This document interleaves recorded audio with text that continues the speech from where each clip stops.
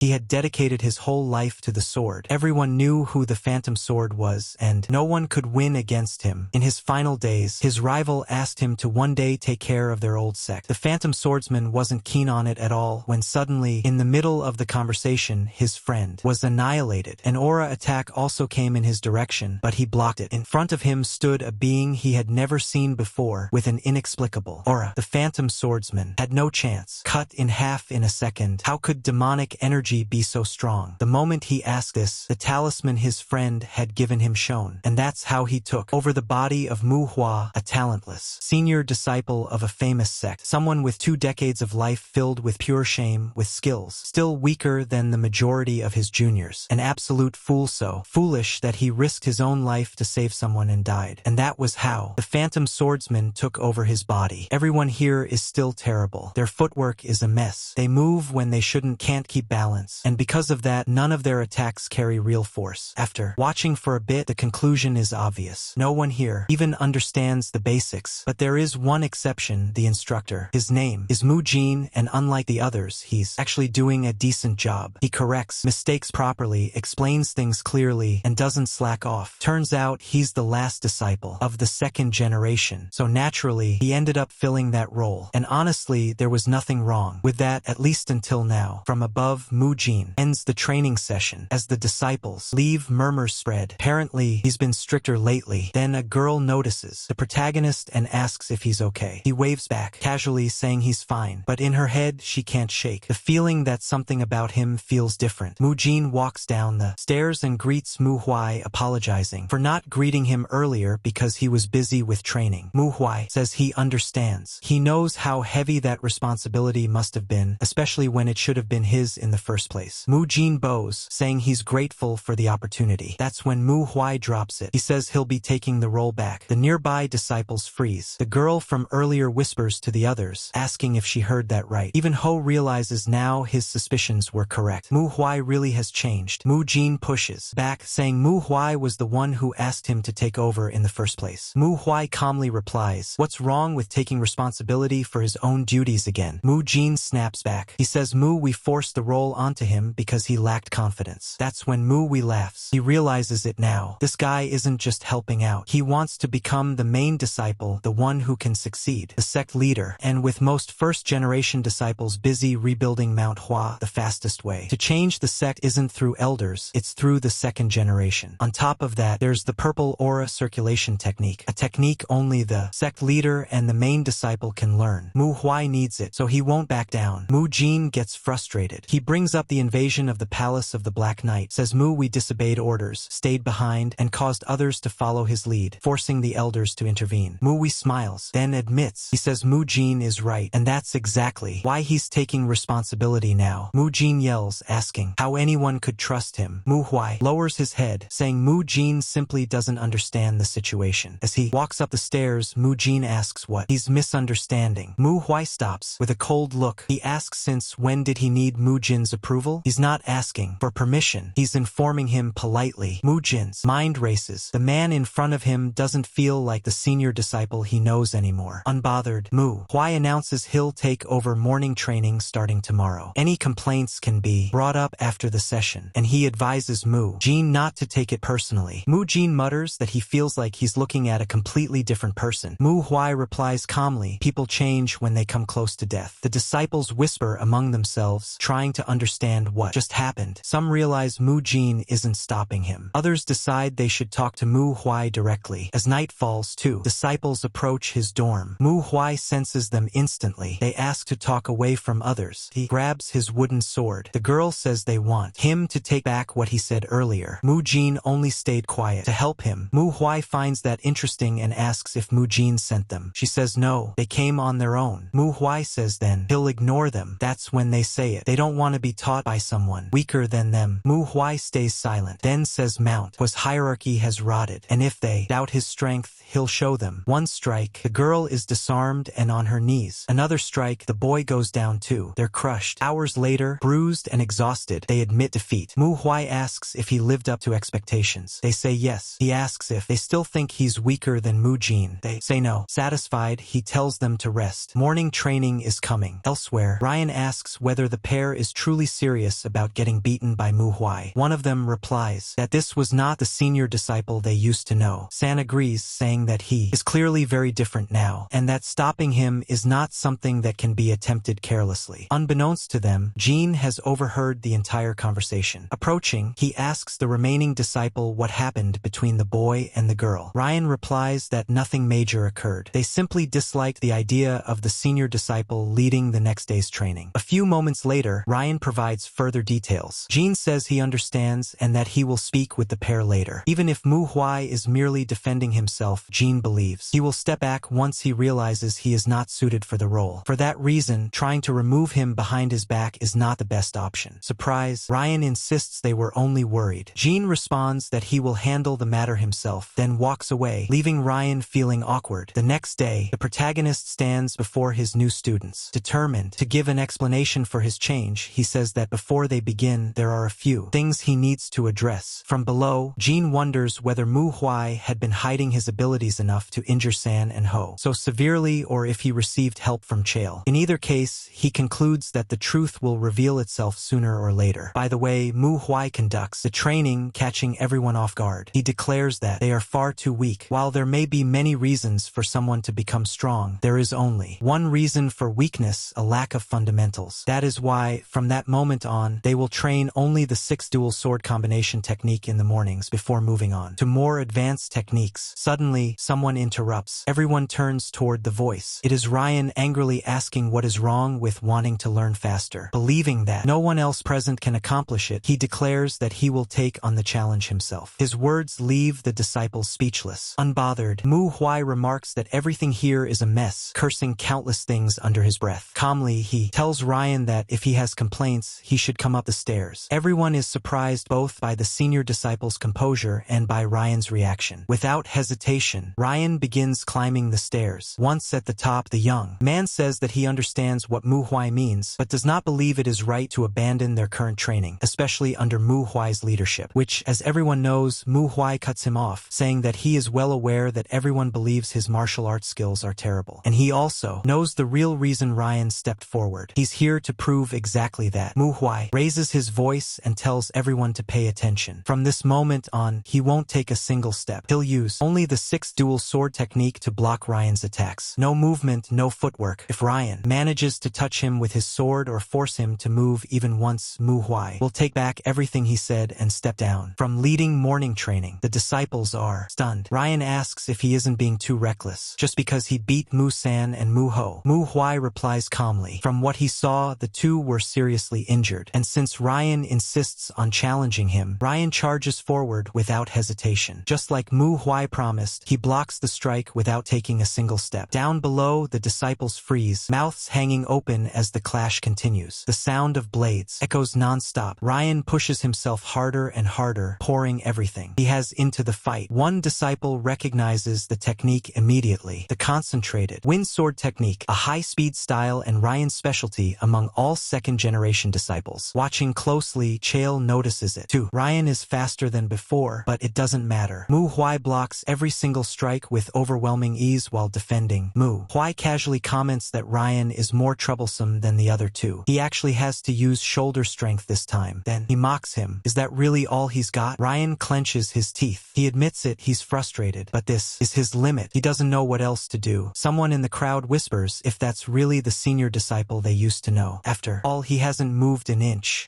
Jean watches, in disbelief, eyes wide. How is this even possible? Suddenly, it looks like Ryan lands a hit, but in his own thoughts, he realizes the truth. That wasn't a victory, it was confirmation. Manhwa then explains calmly, it's not that he's strong. It's that when someone becomes obsessed with striking, their footwork collapses, and once that happens, the sword becomes meaningless. That's why, even while injured, he could block everything without moving. He tells Ryan he'll demonstrate what it means to swing a sword using the entire body. And then it happens, one blow. The strike is so clean, so overwhelming, that the entire training ground falls silent. From above, Manhwa orders Mu-san and Mu-ho to carry Ryan to the infirmary. Then he turns to the others, tells them to stop staring and raise their swords. The protagonist announces that morning training will now begin. Next, we see him correcting every small mistake his new students make. We're taken to the past when our boy asked Ryan why he chose Hwai as a disciple. The young man simply says because Hwai is pretty average, but he's never seen him give up on anything. Dako asks if his friend chose the boy just for his determination. A bit sorrowful, Ryan says that talented disciples reach martial enlightenment on their own, but that's not the case for Hwai, and since shaping a martial master from an ordinary person is a mentor's duty, he chose the boy. Back in the present, our boy says he loved to choose a few talented disciples, but now he's the senior disciple leading the second-generation disciples of Mount Hwai, so he can't leave anyone behind, even if doing so is far more frustrating than he expected. That's why, if he meets Hyun in the afterlife, the guy will love him a really good drink, even though, deep down, he just wants to know how the young man is doing, since he always focused on improving himself rather than taking care of his friends. Trying to comfort himself, our boy concludes that Hyun must be fine since he rarely lost fights and says it would be nice to see his friend again someday. After a few days, we learn that the proper training of the second-generation disciples is going smoothly, even though it's been a tough road as they had to start from scratch. Still, Hwai is sure that the plum blossoms will bloom through all the hardship. Walking through the Crimson Forest, he says he also has a long road ahead, since his first steps to change the Mount Hwai sect must begin with raising his own martial realm. The senses are one of the most important aspects in that process, because the sharper they are, the easier it becomes to notice small changes, something that helps a lot in martial arts training. And even though he felt nothing when he first opened his eyes in that body, now he's certain that someone is watching him, but not in a threatening way, just out of curiosity. Still, the protagonist can't quite tell who it is yet. That's something he intends to find out soon. After some time walking, Hwai reaches his destination. Inside the temple, we see Hyun Gak, who apparently knows the former owner of Dako's new body quite well. Bowing greeting, our boy says he's there to study the secret techniques. Though intrigued, the man says it's fine. He only asks the boy to be careful and not overdo it since he's still not fully healed. The protagonist says he'll be careful. Then Gak mentions he heard that one of his disciples was rude to the boy. Confused, our boy wonders who the man is talking about since he'd be up 3 different people, quickly deciding that it doesn't matter much. Just then, Hyun surprises him by apologizing, saying Musa only did what he believed was worth doing. With a smile, the man even says that in another time, the boy would have faced much worse consequences. Without saying anything, the protagonist realizes that apparently he won't face any issues. He then says he simply did what he had to do as the senior disciple, so the man doesn't need to worry about anything. Shocked, Gak wonders if he really just heard those words come out of Huey's mouth, and if his eyes were always that sharp. In his thoughts, our boy wonders why the hell he's being stared at like that. Smiling, Gak says he's glad to know the young man is looking after his people, and that in that case, he's free to proceed. Watching the protagonist walk away, the man wonders how someone who lost his master can still be so full of determination. A few minutes later, we see the protagonist trying to figure out what the first steps are to raise his own martial realm, and what the hell a martial realm even is, since the definition he knows is wrong. We learn that life and death in the Jiang who aren't decided solely by the strength of martial arts. What really matters when it comes to survival is the ability to apply the martial arts you've learned, as well as quick and precise judgment and thinking. That's why a martial realm is the mastery of martial arts, along with the experience and wisdom that come with it. This was the definition of martial realm that Dako reached after endless training and contemplation. That's why the first steps to elevate one's realm begin with truly understanding martial arts. Sitting while reading, the protagonist wonders what martial arts belong to the Manhwa sect, but after thinking for a bit, he realizes he has no idea, since there are things he still isn't allowed to read as they're restricted to prevent greedy disciples from skipping essential steps. Thinking about that, our boy concludes that Manhwa is on the more lost side. But even so, it has a systematic set of martial arts that aren't hard to understand, like the 6-sword combination technique, the concentrated wind sword technique, the plum blossom sword technique, and the sword of the 1,000 aromas. After learning those 3 techniques, it then becomes possible to reach the secrets of the plum blossom sword, and only then can one begin learning the greatest martial technique in the sect, known as Manhwa's signature technique, devouring. The book hoises the driving force behind the group that became one of the most renowned lies in the secrets of these sword styles, and rumor has it that the best swordsman in the sect mastered more than one of the 3 plum blossom sword techniques. Since the first technique is the roots, the next 3 are the trunk, and the secrets form the branches. Finally, in the sword of 7 flowers, the 3-edged sword and the lucid plum blossom sword are the flowers of the tree. Closing the book, the protagonist concludes that he has reached the trunk, and even if he wanted to reach the branches, he would need the plum blossom sword, which is given only to those recognized as martial arts masters. He says something out loud. Someone asks if he's referring to the plum blossom sword. says, "Back you who'll ride quietly." Armoy stands up and greets the sect leader. The man says he came to see why someone had been there for so long, then asks if the protagonist minds if he sits for a bit. Naturally, Wei says he doesn't, while thinking to himself that he hadn't noticed how late it was and that Gak had lit candles for him. Intrigued, Yu asks if the young man really read all that. Armoy says yes. The man then says he's heard about the changes in the disciples' training and asks if he's the instructor. Once again, the protagonist confirms. Curious, the leader questions why he's focusing on the six-sword combination technique. Thinking, the man recalls how Wei used to hesitate even with simple questions, but now he's doing things he never did before. Meanwhile, the protagonist starts to suspect that the man is probably there just to check how things are going after him's death and whether he's faking being okay. So it's better to give you the answer he wants. Before going straight to the point, the protagonist repeats the question, then states that he's doing what he's doing because the second-generation disciples started off on the wrong foot and it would have been better if they had never started at all. Despite the leader's shocked expression, our boy thinks he must already know how terrible the disciples are, so he'll probably believe they think alike, which will work in his favor. The problem is that what he doesn't know is that he was thinking Wei's condition is far worse than he imagined. Confused, the leader wonders if the child in front of him is the same one he used to know, since Wei was very innocent and would never speak ill of anyone. With his head spinning, the man wonders if this change is due to everything that happened. But before he can say anything, the protagonist says everyone already knows. Without understanding anything, the elder asks what he's talking about. Our boy then says that all second-generation disciples are well familiar with the six-sword combination technique. However, if they compare everyone's performance from when they were still learning, they'll see that things have only gotten worse. Intrigued, you ask what the reason for that would be. Explaining, Wei says that sects and clans in Jianghu have different views and ideologies. These naturally blend with martial arts, so a sect's martial school is an expression of that organization's ideology. For example, the Taiji Fist of the winning sect and its enlightened sword art, or the Crimson Dawn Strike of Qinsheng sects as your cloud. That's why learning a martial arts school is not just about training the body, but also exploring and understanding the sect's ideology. Without showing much reaction, the elder can only think about how calm the young man is. He greatly resembles Heinzhou. Still explaining, the protagonist says the second-generation disciples are focused solely on making the plum blossom bloom. You then ask what he proposes to change that. Without hesitation, the protagonist says he needs to make everyone realize that learning the sect's signature technique is not the true purpose of a martial school, but rather to train endlessly in order to explore and understand the ideology and then apply it to daily life. That's why the plum blossom isn't exactly the end of everything. The elder's eyes widen as he realizes how much Huai resembles the deceased disciple. Not in appearance, but in wisdom. You wonder if he's the only one who can see the talent in that child. Agreeing with everything the protagonist said, the man remarks that he thinks very deeply despite being so young. Huai then says he now intends to guide the disciples in training with the six-sword combination technique. Bak says he has no doubt the boy will do well, but would like to know what path he intends to follow. The question catches our boy off guard, thinking he says that after studying the martial arts of Mount Husek, he realized they're all good, but he also found some things disappointing, like the fact that they prioritize being strong only for survival, or the fact that they don't use combat tactics or heavier, larger swords, even trying to hold back. The protagonist concludes that he won't be able to, even if it shocks him. Out loud, he lies and simply says he doesn't want to walk a very grand path because he intends to do the things his master wanted to do and take his place. After all, continuing on his master's path and surpassing him is a disciple's duty. Shocked Yu says he understands, referring to seeing Hien in Hawaii, which is not because of the boy's talent, but because of his will to follow his master's path. Thinking, he says that creating a new martial technique is no easy task. Still, he is very proud of the young man standing before him. Smiling, he says out loud that Hien would surely be proud, and our boy thanks him. The man then reflects that his worries have turned into hope, stating next that the winter snow is cold, but the scent of the plum blossoms that endure the cold and bloom is much stronger. And even if he wasn't able to protect the plum blossoms that bloomed on Mount Hua, a small bud remained. So from that moment on, his duty would be to make that bud bloom. Out of nowhere, Yu says aloud that there are many other flowers besides the plum blossom on Mount Hua. Then he asks if the boy knows why they chose that one in particular. The protagonist says he doesn't. Being mysterious, the elder says he'll learn a lot if he reflects on that. He quickly gets up to leave. After taking a few steps, Yu says you forgot to mention something. He then reveals that he also lost his master, but even so, he can't say he fully understands who he's sorrow. However, the boy shouldn't think think of him's death as an end, but rather as a beginning to do what he would have wanted. In silence, the protagonist thinks that actually isn't such a bad idea. He then thanks him for the conversation filled with wisdom. Alone, Dago remembers the past when someone said he lived very fragile. Aside from being arrogant and reckless, which are two perfect qualities when it comes to building muscle, the mysterious man then asks if he wants to try a new way of training. We return to the present moment where, in the morning, the protagonist seems to be training the way that man taught him. Thinking, he says he didn't expect his encounter with the Iron Fist King of the mountain to be so useful, since he taught him a pretty rough but very effective training method that will show results in no time. Suddenly, someone yells and says it's time. Not understanding anything, our boy asks what the girl is talking about. With her eyes shining, the young woman says that the sect leader asked for him to come down the mountain. We see the elders' temple, where someone says the next edition is about the third generation disciples. Yu agreeing says the problem is they didn't have time to select such disciples because of Ashanti massacre. One of the elders then says it would be interesting to accept some disciples from external sects to show that they are doing well. Neither agreeing or disagreeing. Another man asks if it wouldn't be better to send a disciple to check on the external sector of Shangxi, since another unorthodox alliance where evil organization is probably trying to fill the power vacuum. We learn that external sects are located outside the martial halls created to teach the martial arts of Mount Huesa sect. That's why the influence of an external sect comes from the fame and achievements of the main sect. In thought, Yu says it makes sense for the external sects to be more anxious after what happened, but first they need to choose which disciple to send. Taking initiative, the leader says this matter can no longer be postponed. He then suggests that they send a second-generation disciple. Concerned, Shan says the outside world is still a mess. He then says that in that case, they can choose some of the most talented disciples, including Huidi. Smiling, Jean says he likes the idea, but everyone is shocked that you mentioned the boy. Shan says he doesn't really like the idea of sending the young man, but the leader says he's changed a lot over the past month and he's certain the boy will be fine. We're taken to the city of Posen, where the protagonist and 3 other disciples meet. Thinking our boy says it's a small town with nothing interesting except for the alcohol. Suddenly, the long-haired girl calls his attention to show him a chicken dish. Yes, apparently they've never eaten chicken that way. Jean then tells Mu-Wan not to forget that they're wearing the Mount Huesa sect's uniform while she drools. The girl says she got it, but quickly adds that now she smells lamb. Then she asks how they could not want such good food. Suddenly, someone bumps hard into Hua. Her big eyes widen in surprise. Quickly, everyone starts staring at the rude guy. Fly raises his arm and Jean asks what he's doing. The man then asks if it's the first time those plum blossoms are in Jingshu. He then says the girl should apologize since she bumped into him. Hua shouts that he was the one who bumped into her, while the protagonist thinks those guys must be from some criminal organization. Probably the one that took over the power vacuum left by the external sect of Shangxi. Even so, it doesn't make sense for them to be at Rude unless they have the backing of someone powerful. Not wanting to get directly involved, the protagonist concludes that learning to deal with that kind of people will be good for his students. He then decides to take action and show how it's done. Pointing his sword at one of the men's eyes, he asks where he thinks he's looking. He then says he knew from the start that it was the man who bumped into the girl, but he preferred to wait and see how the guy would act, and since he was rude, he picked a fight with the Mount Huesa sect, catching the guys by surprise. The protagonist adds that now he understands what Jingshu's underworld thinks about the sect. Sweating nervously, one of the men apologizes, but our boy says he doesn't accept apologies from scum like him and that he wants to stop his ally from losing an eye. He better get out of the way right now. Mouth wide open, the man thinks that apparently the boy really will attack. Boy narrows his eyes and keeps staring, making the group run off with their tails between their legs. Hua apologizes, and as he puts his sword away, the protagonist says she doesn't need to apologize since it was the man who was at fault, and since he knows everyone must be surprised by the situation, he'd like to suggest they find an inn first, eat something. The girl and another disciple are happy with the idea, but Jean remains silent, thinking about how he was the first to apologize for his friend, even though it was those men who started everything, all because he was too worried about how they should behave. Unlike Hui, who seems aware of everything happening around him and reacted like he's used to that kind of situation. Even if he's just pretending, meanwhile, our boy can only think that he should have stabbed the man. Not knowing anything, Jean promises to himself that he'll work harder so that something like this doesn't happen again, and so that no one else will look down on them. The group arrives at the inn, and the protagonist immediately rushes to order a bunch of things, making the waitress nervous. A few minutes later, we see a pile of empty dishes in Hua, who looks completely stuffed. Our boy asks if she will eat less because of the training, but he replies that actually he just ate too much. Curious, Hua asks what else they're going to do that day since the SEC leader didn't say what the goal was. That, and after the protagonist asks what notable things had happened so far, she remembers everything they've done. With wide eyes, the girl recalls the underworld. Hui then says that since the leader gave them full authority, he was thinking of teaching a lesson to the underworld bastards. Night quickly falls in the city, and still inside the inn, the group plans how to carry out the mission. Jean says it's better for them to gather some intel on the men before doing anything. Everyone seems to agree with the boy's idea, so the protagonist asks the trio to gather all the information they can about the underworld by the following night. Meanwhile, he'll walk around the city in disguise and move stuffily. We're taken to the underworld, a place where those who commit immoral acts and hold twisted beliefs or thoughts reside. However, there's a difference between the underworld dwellers and the many martial artists among the orthodox forces, including demonic ones. One of the men surrounding a woman says the interest rate recently went up, but they forgot to mention that, so she can pay with something else. From this, we learn that the underworld people are after money, pleasure, or simply the cheap thrill of domination, and they resemble the organizations that kill for profit. Thus, the underworld refers to thugs who live their lives in a cheap and filthy way. Wrapped in a large cloak, Hui says he doesn't know if those men are arrogant or just ignorant. Surprise, one of the guys asks who he is and where Yungbong is since he was supposed to be on watch. Another man says he probably went out wandering around, but we see that's not exactly true. Coldly, the protagonist asks who they believe in to act like that. Confused, the bald guy questions whether the boy is trying to start a fight, but if not, you should just turn around and take his nosy ass out of there. Covering his face, our boy says he came to find them for a different reason. The long-haired man asks what the hell he's talking about, but before he can say anything else, he takes a knee to the face that sends him flying. Mouth open, the bald guy asks why the boy did that. Without saying a word, Hui starts beating up the man already on the ground until he leaves him completely unconscious. But won't it takes the chance to free herself and leaves the bald man alone. The protagonist then says he seems to have learned some third-rate martial arts, so he'd like to see him in action. But if he wants to live, he can just hand over his wallet. Elsewhere, we see another guy peeing. Sitting in a table, two men ask if he's going to do that all the time, saying they'll both be sober by the time he's done. Rolling his eyes, the old man finishes what he's doing and says it's really annoying. And neither he nor the two notice that there are two dead men tied to a tree. The man only comment that a guy in a cloak was there a few minutes ago, took a bunch of food to go. We're taken back to the city where Hua talks with a local in search of information. Trying another strategy, she will hide behind a wall to eavesdrop on conversations. Meanwhile, Jim pretends to be just a guy having a drink so he can spy up close. Far from there, in another area, someone comments that they smell pork and spring rolls. A mustached man says he doesn't know who that bastard is, but he must be crazy to show up there with food. Unable to control themselves, people begin advancing toward Hua, who draws his sword and slashes the air, saying he's not there to share food, so anyone who tries to touch the bags will regret it. One of the men says the boy is truly impressive and, apologizing, introduces himself as Sojinga from the beggar sect. Our boy puts his sword away and introduces himself as, well, the man then says that his sect considers what happened to the sword saying of Mount Hua a disgrace. He then asks what brings him there. Getting straight to the point, the protagonist says he wants to know more about the underworld dwellers, and since the food will go bad if it gets cold, he should talk while eating. Laughing, Sojinga says that's interesting. Sometime later, Hua learns that the underworld people belong to the blood brutal faction, which took over the power vacuum left by the Huari sect and the external branch of the Kwa sect. The leader of the beggars sect says what sets them apart is that the people in this faction actually know martial arts techniques. Our boy says he understands, but now they need to talk about what's truly important, like, for example, who is behind the faction. Intrigued, the old man asks why he thinks there's someone powerful behind the organization. Explaining, our boy says he thinks that because posting is quite large compared to other places and yet a mere faction managed to monopolize the city, which means someone clever is very interested in the power vacuum. After all, what would be normal is for dozens of underworld organizations to divide control over parts of the city and compete with each other. Shocked, Sojinga says it's hard to believe the boy is just a rising disciple new to Jianghu. He then says he hadn't brought it up earlier because he needed to be sure of something. Why, he says he can speak now. Obeying, the beggar reveals that there's a martial artist who frequently contacts the blood brutal faction and that this person belongs to the Gaiyu sword sect. We learn that this is one of the major organizations in Shangxi, but even though it's powerful, it's never cared about Mount Kwa sect or the Zhongan sect, and it's also smaller than those two. Thinking, the protagonist says something still feels off. So Jinga says he's not certain the mastermind is in the Guiyu sword sect. Agreeing, our boy says that if that were the case, they wouldn't care about appearances, so he doesn't believe the sect is truly involved. But even so, he's curious to know who the martial artist is. The beggar then says you forgot to mention that he suspects the Red Wolf sword belongs to the Gayu sword sect. And judging by the boy's reaction, seems he's heard that name before, so it's best to be careful before doing anything. In his thoughts, Y reveals that in truth, he's never heard of this person before. The next day at the inn, we see the protagonist thinking as he looks out the window. We learn that even after a long conversation, he didn't gather much information about the Red Wolf sword. We go back to earlier moments when he asked Sojinga if the liquid in the cup was really just tea, while thinking it would only take a little playfulness with the man to extract more details. However, he didn't consider one important factor, which was the incredible taste of that wine. Laughing, the beggar says it seems like he liked it, and it doesn't even seem like it's his first time in Django. After that, our boy forgot everything and kept drinking, so he didn't get the information he needed. And even though he has a rough idea of how he'll act, he doesn't know what choices the enemies will make. He then concludes that he still has some time to enjoy the wine he brought to the room. Meg quickly falls, and we see other three disciples wondering what that smell of alcohol is in. Front of them stands Wei, crossing his arms. He asks what they found out. Stepping forward, Hua says she first liked to know if he was there drinking while they were working. Our boy says no and repeats his previous question. Jean Ten says they found out the underworld dwellers filled the power vacuum and now control poison. Hua adds that they're all wicked, always turning to violence to get what they want. Chiho then says the problem is that they've learned martial arts, which even if third-rate are so very dangerous. When used against people who don't know how to fight, the protagonist praises the trio for the good work, revealing that he also discovered something they need to pay close attention to, which is how the underworld people learned martial arts. After all, they're people who would never touch a book. They'd rather use the pages as firewood, which means someone taught them. Standing up, our boy says he found out who's responsible, but not the reason why. Curious, Jean Ten asks who the person is. Getting straight to the point, Hua says it's the Red Wolf sword from the Nine Hells sword sect. Shocked, Jean Ten wonders how they're not just dealing with a few criminals. Stiffing down again, the protagonist says he was thinking of setting up an ambush to wipe them out. Hearing that leaves the long-haired boy speechless. Chiho then says he also doesn't know why the sect would be helping criminals, but it'd be better to inform the elders first. Without showing much reaction, the protagonist asks if he's sure about that. Going against her companions, Hua says she agrees with the senior disciple since they need to face the problem head-on. Even though he disagrees, Jim remains silent, thinking they need to consider the current situation, since Mount Hua is overwhelmed with recovering from the massacre, and entering another conflict could make things worse. Deciding to speak up, the voices doing that is very dangerous because it could start another war with a powerful sect. Hua says he understands his concern, but that none of that will happen because that's not how the Nine Hells sword sect operates. After all, they would start a fight if they wanted to eliminate an organization rather than doing everything in secret, and with Mount Hua's current state, they could invade and wipe them out any moment. That's why he believes the criminals aren't truly connected to the sect, and even if they are, they won't start a war with Mount Hua. Jean tries to say something else, but our boy doesn't let him. Even so, the boy asks if the information he got is reliable. The protagonist says yes because he spoke with people from the beggar's sect. With wide eyes, the disciple wonders if he really means the sect that accepts any beggar as a member, being the largest organization in terms of numbers, that uses its numerical advantage to obtain proven information and also knows martial arts, which means any information that comes from them is trustworthy. Heading toward their destination, Jean concludes that he's worrying for nothing since we'd promised he tried to resolve things peacefully. Our boy tells everyone to get ready, while thinking that he can't show he's anxious or he'll become a burden, so it's better to go all in. After seeing the boy break the gate with a kick, Jean wonders what happened to the peaceful approach idea. Inside, the criminals ask what the hell is going on. Stepping forward, the protagonist says it's great that they're all gathered there. That asks for someone to inform the Red Wolf sword and the organization's leader to come outside, kneel, and apologize if they want to keep their lives. Staying the symbol on the protagonist's sword, the criminals realize they're dealing with people from Mount Hua sect. Jean and Hua say they didn't find that entrance very peaceful, but Gue says that's the right way to handle things in Jingu. Suddenly, someone appears asking what all the noise is. One of the criminals tells the old man that Mount Hua sect's people are there. Thinking to himself, the old man wonders if that's really possible as he stares at the quartet standing in front of him. Realizing they're just kids, the old man asks if they're trying to die, then states that he'll let it slide because they're with an important guest. The protagonist then says actually the ones will die if they keep talking in that tone. Shocked, the man says that that if he knew who his people were messing with, he'd be more careful with his words. He then orders the group to show the quartet just how terrifying the Jingu can be, but without killing anyone. The men quickly take position and draw their swords. However, something catches one's attention. Up ahead, the young woman sees what appears to be an injured couple, with the man holding the woman in his arms. That's the final straw for the disciple who charges in without a second thought. To try to save those poor people, we see that the man, severely wounded, is no longer breathing, but the woman still has her eyes closed. The rest of the disciples immediately rush over to Hua because two criminals are about to attack her. Showing she's not weak, a girl unleashes her bamboo leaf hand technique, which sends the enemies flying. Approaching, Jean says she can't just run off like that. Shouting, Hua says they need to get those people to a doctor. Standing up, one of the men asks who said she could do that. He then states that even though they're from Mount Hua, there are still few of them. Just one coordinated attack would be enough to defeat them. The shouting draws the attention of the gang leader. Thinking to himself, the protagonist concludes that the girl had been hiding her true strength during training. He then orders Hua to pick up her sword and wipe the floor with everyone there, instead of using the weapon as decoration. Meanwhile, the leader of the criminals wonders why the boy didn't run in to help like the others. He concludes that the boy must be confident so he won't dare face him alone, but will help the others so they can all fight together. Hua says that even though the man ran in, he wasn't really the one he wanted. However, since it's his student's first time in Jingu, it means no one here knows anything, much less that criminals fight dirty and spit on their opponents, since winning is all that matters. But this time, there's no one to protect them, which means the trio will have to learn that life and death in Jiang who aren't decided purely by martial cultivation. Without moving a muscle, our boy reveals that this is nothing more than one of his lessons. He then notices that things seem to be different for Chiu. We see the boy stop an opponent with just one hand and leave another one visibly shaken. Even so, the bald man decides to attack with his sword, but he's blocked too, and after taking the hit, falls completely unconscious to the ground. Kill gives a dark glare to the criminal who is watching the fight. Suddenly, the gang leader charges toward Hua, saying that apparently he's the easiest opponent, so he'll take care of him first. Unluckily for him, with a single strike, our boy slams half his body into a hole in the ground. Shocked, the other criminals say the leader is down and start asking what they're supposed to do now. Suddenly, someone says, all they have to do is pick another leader. Anyone if you kill them. Out who brats. Our quartet realizes that this is the man known as the Red Wolf Sword. Mocking, the protagonist says he was wondering when the pretty boy would show up. Surprised, the old man asks if the boy knows him, then says that being recognized by a young Mount Hua disciple is an honor. Hua then says that actually, he only heard about him yesterday and apologizing as that he doesn't bother learning the names of the weak. The old man says that a disciple of Mount Hua should follow the orthodox path, but the boy speaks like a demonic martial artist. Still, if that's how he wants to act, so be it. Jipping down from the balcony, the Red Wolf Sword says the protagonist will just have to give it his all to win. Holding his sword, our boy asks what he means by give it his all because he's not sure if the man is even strong enough to handle that. Surprised, the old man asks when the boy got behind him but takes a heavy hit. Instead of getting an answer, to avoid crashing to the ground like a sack of potatoes, he uses his sword's sheath to leap into the air. Thinking to himself, he wonders what the hell that speed was since he didn't even see the boy's feet move, and the most impressive part is that the boy didn't even use his sword. Trying to understand, the old man concludes there's no way a young disciple could be at a higher level than him. Meanwhile, we can only think that there's nothing special preventing him from finishing off the Red Wolf Sword, especially now, since he wants to test his sword. After all, it's been a month since he's been training and researching the combination of Mount Hu's martial arts. Even though there's been no one who could assess his progress and performance, that's why the old man in front of him becomes so valuable, because even if he's not strong enough, he's still something. Without hesitation, the white-haired man charges forward, but the protagonist dodges like it's the easiest thing in the world, and after ducking to avoid another strike, he takes the opportunity to counter using the bamboo leaf hand, which sends the man flying as he keeps charging ahead. After closing the distance, our boy delivers another blow, leaving his opponent completely stunned, trying to regain balance. The man wonders how the boy read his movements. He then concludes that that's why he couldn't keep up with the young man's actions, which means that maybe they really are on different levels, whether he wants to admit or not. Raising his sword, the old man says he acknowledges that the boy is not just some talented youngster and apologizes for having underestimated him, stating right after that now he will go all out. Our boy remains still as his opponent approaches. Stopping midway, the man launches an attack that shows why he's known as the Red Wolf Sword. Seeing what's happening, the trio trio of disciples becomes worried for why. But with a single strike of his sword, our boy makes the great wolf vanish. He then states that the technique the man used is fierce, but has many openings. And judging by the way he used it, he hasn't even learned the second half. Stammering, the old man asks how the young one knows that technique, but it seems to be too late, as well as already closing like a flash, forcing him to stretch himself thin, trying to defend. Even though he's confused, the man is sure he blocked the attack, but quickly realizes the boy used the illusory sword technique, that being his last thought before strawberry juice goes flying, leaving the criminals in disbelief. However, we find out the protagonist didn't kill his opponent. He only cut his hair in chic with wide eyes. The man tries to understand why he spared him and why he hadn't used his sword from the beginning. Even so, he decides those things no longer matter, because now he must figure out how the boy can be so strong and so young at the same time, and so talented. You'd more than him despite being older. Angry, the Red Wolf's sword orders would not to look down on him because he's dealing with the martial artists from the Nine Hells sword sect. Other wolves appear, in charge for the protagonist, who quickly counters with his sword to defend himself and strikes at the old man across the battlefield. Everyone stops to witness the scene as the white-haired man loses balance and screams, thinking he was already training when the boy was born and continued practicing to be acknowledged for his martial arts. But now the young one has shattered his years of effort like they were nothing. Charging forward in fury, the man yells, asking why his efforts aren't recognized by why, but takes another slash and doesn't get an answer. After several minutes, with his head stuck in a hole, the leader of the criminals finally regains consciousness. Terrified, he starts coughing and asks what the hell happened. Looking ahead, he sees the Red Wolf's sword screaming before being struck directly in the neck. Wounded, the man can only express shock. On the ground, the old man thinks that nothing is as unfair as talent, because all of his efforts became a victim of a boy's talent who surely trained only a few hours a day. Unlike him, a martial artist from the Nine Hells sword sect, Why Watch, is confused as his opponent laughs and rambles. The old man then says the boy must be used to getting attention and that defeating him will only make him more well-known, so he should enjoy it while it lasts, since in the end, he'll die just like him, because the sect will come after whoever is responsible for his death. The protagonist mocks him, saying that for someone on the verge of death, he sure talks a lot, and kicking the old man to roll him over says that the way he speaks sounds like someone who feels inferior, which makes sense for someone who's a member of the Otherworld unit. We learn that the Nine Hells sword sect is divided into the Otherworld unit, the Hell unit, and the Despair unit, known as the three axes that support the sect. However, the Otherworld unit received no merits and is the weakest of them all, which means they were only eyeing southern Shangxi because the unit's mission during the war against the brutal dragon faction was to guard headquarters and provide backup. But the members of the unit seeking merits started faking mission reports. After hearing all this, the old man asks how the protagonist knows everything. Without answering, he says the man must think that the other world unit will avenge his death, but unfortunately, they'll do nothing but cover it up, since this would be the perfect opportunity for the other two units to crush the Otherworld unit. With a dark look, our boy says that even if they climb Mount who was seeking revenge, he would never fear such a weak unit, since he was the one who once faced the Nine Hells sword sect alone. Hearing this makes the old man widen his eyes, and it also catches the attention of the criminal's leader, who decides to bury his head back down. While no one has yet noticed that he's awake thinking, he says he didn't see anything, but suddenly a hand grabs his clothes. This Gue, who effortlessly lifts the man, then asks why the hell he was still lying down instead of handling things frightened. The gang leader says he'll do whatever he's told. A few minutes later, inside the criminal's house, the protagonist and the other disciples read the notebooks containing records of the gang's activities. With everyone subdued, he asks if that's really all they do. The leader says yes. Boy then says that from that moment on, the stolen money will be returned to its rightful owners. And in addition, they must get rid of the gambling den that very night, even if they're scared. The man with the big forehead says doing all that in one night will be kind of hard. But upon seeing the expression on his face, he simply says they'll figure it out. The protagonist says he's actually wrong about one thing, because the reason he didn't kill them all isn't mercy, but rather so the victims have someone to take their anger out on, since the sin they committed is heavier than death itself. Therefore, they'll all have to live serving those they harmed for the rest of their lives. With the instructions given, Hui says that except for the faction leader, the others may lead to carry out their tasks. Curious, why ask why our boy is going to do while the others watch over the criminals? The protagonist simply says he has unfinished business, and the girl then asks if he's going to drink again. Embarrassed, he asks the girl to go keep an eye on the men. She says they'll be fine, and and that they'll go right away. Thinking, our boy says the girl understands faster than he expected. But this time he's not interested in drinking. Confused, the faction leader asked why he had to stay standing up. Hui says he kept fooling his nose and was guide him to the place where the wool tuber flower is located. We find out that in his past life, Dako wandered around searching for rare items since he didn't have a sect to rely on and needed a lot of money, which you also had to find a way to earn on his own. However, rare items are called that for a reason. They're not easy to find until one day, while resting, he discovered the tuber flower, which had a bitter and dirty smell that was unforgettable. Going down the stairs, he notices the aroma getting stronger and stronger, while the leader says that the flower is 200 years old and was supposed to be taken by the Red Wolf sword, but now that's found a more fitting master. The protagonist says he did a good job, but can leave now. Aloni thinks that with iron doors and stone walls, he won't need to worry about practicing energy circulation. And even though a 200-year-old flower isn't that great, it doesn't change the fact that it's very valuable. Opening a small box, Hoi says it's time to enjoy a 200-year walk. But upon a closer look, he realizes the wolf flower is much bigger than he imagined, which means it must be at least 400 years old. Holding the flower in his hand, he says he never imagined finding it so easily, and since it doesn't feel right to consume it all alone, he'll share. The next item he finds sometime later, still at the criminal's house. Something catches the gang leader's attention, who gets up from the table to see what's going on through the window. Suddenly, a pair of boots appears for the dust, and we see that it's a pyramid training. Confused, the man runs to the boy and says he heard a very loud noise. Playing it off, the protagonist says it was nothing important, then asks if he's checking the book carefully. The man says yes, and that he was on that task just a few minutes ago. Leaving, Hoi says he'll check later to make sure all the money was returned properly after bowing, and with the protagonist walking away. The man says he really is a damned bastard, besides being a liar, since he said the noise wasn't important, even though he destroyed a building. Thinking, the man wonders what the wolf flower did to the boy to make that happen. Still, in the same night, we see the criminals wielding sledgehammers while being watched by Cheel, who, upon seeing one of the men standing still, asks if he's really sure there's time to rest. On the other side, Hoi orders another guy to hurry, since the sun is about to rise. Elsewhere, someone asks in surprise if the man is really giving that away as a gift. Bowing, the criminal says that this is the money they extorted unfairly hidden a bit further away. Jenga thinks he never imagined Hoi would be capable of doing all that in just 2 days, and that he already expected the young man who asked for the information to be unusual. But this is too much because Manhwa was actually hiding a dragon. Suddenly, our boy appears behind him, saying he's there to have a drink because he got hungry but didn't want to do it alone. So if you'd like to invite the man to join him as well, even though he's surprised to be invited to drink alcohol first thing in the morning. Jenga accepts the invitation. Sometime later, he asks what the boy is curious about. Explaining the whole situation, our boy says the current problem is the underworld branches of the brutal blood faction, who only turned to crime because they had no other way to survive. So if he wants to rehabilitate them all, but he needs someone willing to take them in, Y adds that the man doesn't need to worry because he'll handle everything, including the breaking of the dantions. The leader of the beggar faction says the boy never stops surprising him, and that he knows some merchants who can take care of the underworld folks. And besides that, he'll keep an eye on things. Our boy thanks him, but the man says he's the one who should be thankful for being invited to help civilians. Changing the subject, Jenga asks how long Hua will stay and post him. He says about 3 days. Curious, the man asks if he's planning to deal with the fortresses around the city. The protagonist says maybe later that same night. We see the city is quite lively.